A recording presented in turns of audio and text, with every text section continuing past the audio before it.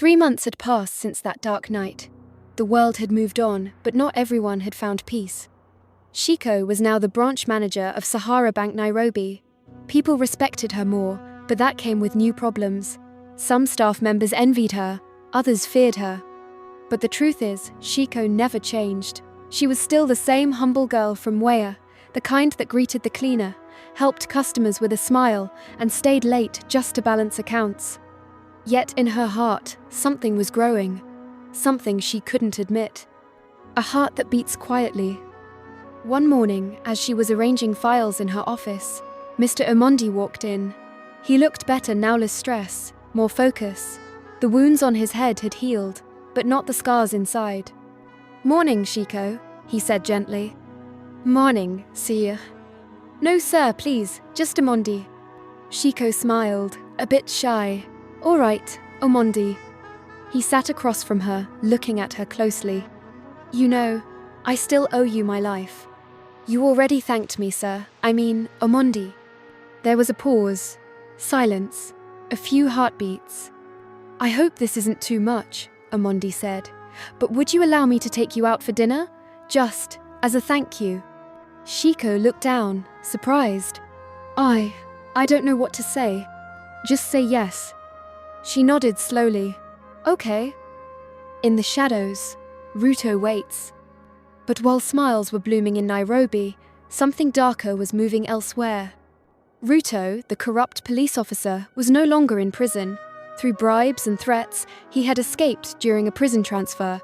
His mission was simple: revenge. He hated Omondi for putting him in jail. He hated Shiko for stopping him. But most of all, he hated Akinyi for abandoning him after the arrest. She had disappeared, and no one knew where she went. Word had it she had fled to Kisumu, living in a rented flat near Lake Victoria under a fake name.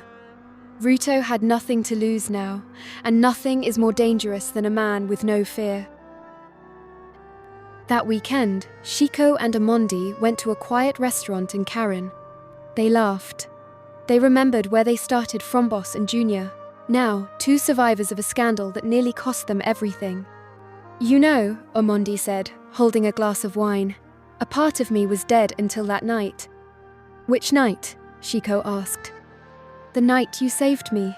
You didn't just save my life. You brought light back into it." Shiko blushed. "Omondi, stop. You're making me shy." "I'm serious," he said.